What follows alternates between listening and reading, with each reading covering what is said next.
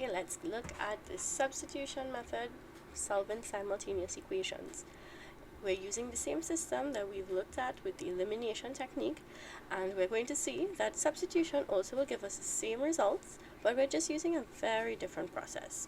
Whenever we're doing the substitution method, one of the things that I must say works best is to look for any equation where the variable has a coefficient of 1. That's the time I find substitution works the best. It's not to say that you can't make x is subject, for example, in an equation like this and substitute it.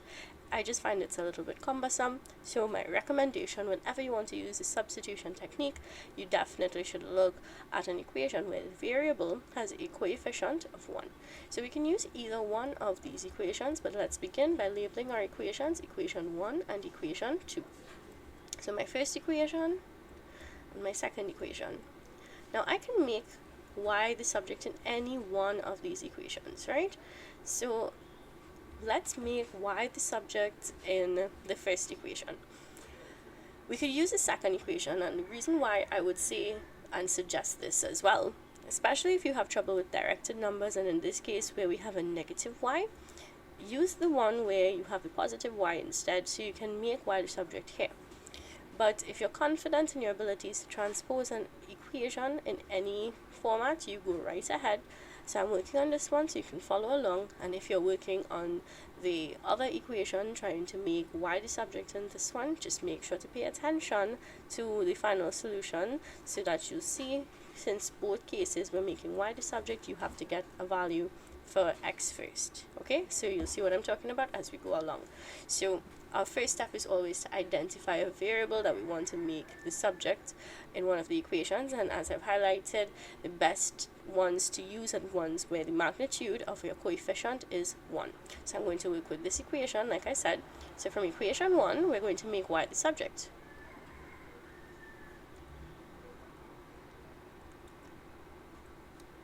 In transposing this equation, I'm going to subtract 3x from both sides.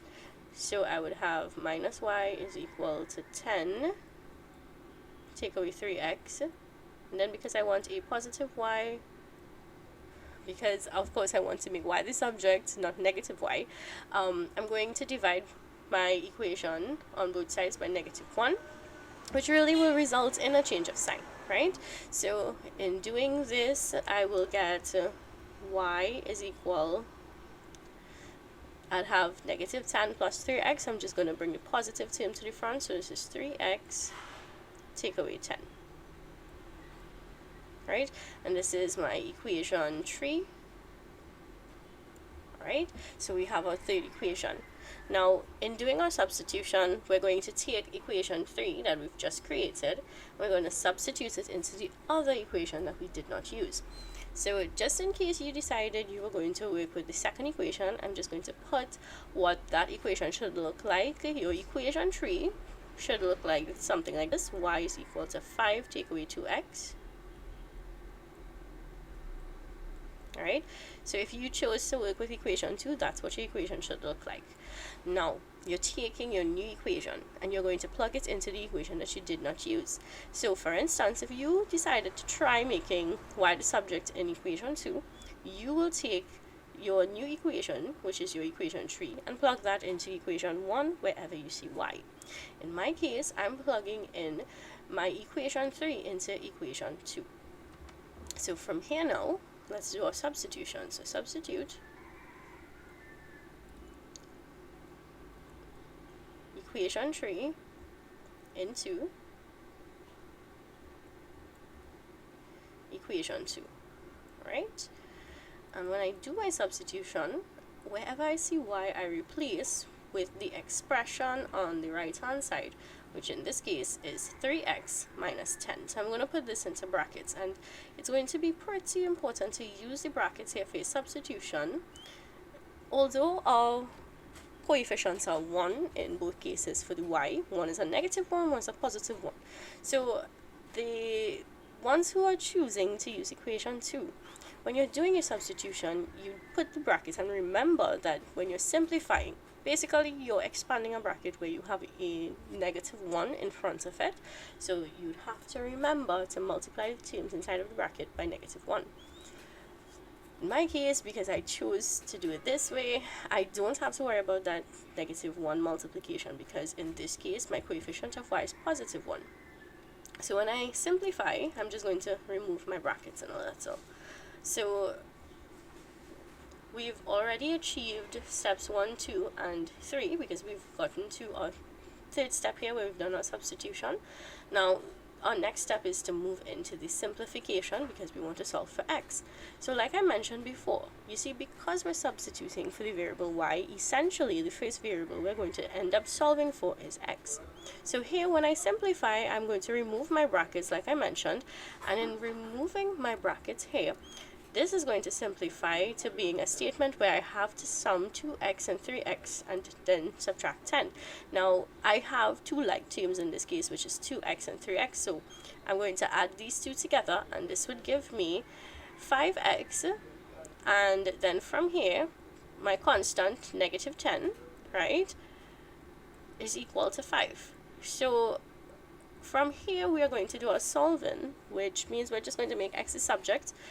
And in making x a subject, we're going to get 5x, I'm adding 10 to both sides, I'll get 5x is equal to 15. And to solve for x, we're dividing both sides by 5, and the result is going to give me x is equal to 15/5, which is 3. Now remember, we have to solve for both variables. So what I'm going to do now is take my answer for x, and I need to substitute it back into one of my equations. You can use any equation. You can use equation 1 or 2. You could even use the equation that you created, equation 3. So I'm going to use equation 3 simply because y is already the subject, so it makes life a little easier. We know we want to get y, so why not just use the one where y is already the subject? No need to transpose after that. So let's substitute x is equal to 3 into equation 3. And then when we do our substitution, we have y is equal to 10. Well, I was looking at the wrong one. It's y is equal to 3x minus 10. So y is equal to 3x minus 10. I'm going to replace the x with positive 3. So y is equal to 3 times 3, take away 10. And then 3 times 3 is 9. 9 take away 10 is going to leave me with -1. And again, our solutions look exactly like what we would have gotten when we used our two elimination method processes. So we know we're on the right track. We got the same answers. And again, if you're still doubtful, validate your answers by doing the same validation step where you can take your answers for x and y and substitute it into one of the equations. So let's take our values of x and y. So x is 3 and y is -1. We're going to do a validation step just to make sure we're on the right track and we are in fact with the correct solution. So our validation, I'm going to use equation 2. So wherever I see x, I'm replacing it with 3. Wherever I see y, I'm replacing it with -1. And it simplifies to 6 plus -1, which would give me positive 5, which is the answer in equation 2. So this is how I know my solution is correct. So again, we've looked at the algebraic methods for solving simultaneous equations. Our earlier video covered elimination method and the two ways in which we can apply our elimination method. And here is our substitution method. So this is one of your two methods that you can use, and again, whichever is more comfortable for you, because in CSEC exams they don't necessarily mandate that you have to use one method only, so you have a choice. You can use your substitution or your elimination, but I would always say give yourself choices by memorizing and at least mastering the two of them as best as you can. Even if you only are comfortable working with one, when you have a knowledge of both, it gives you that ability to choose whichever way is more appropriate. So if you feel like these videos on simultaneous equations have been helpful, you can look forward to one more where we'll do some applications to real life scenarios, and those would be in the form of worded problems. So we're going to be going through the creation of our algebraic equations from statements. So until that next video, you can go back, review any little areas of algebra that you feel you need to brush up on in preparation for our next video.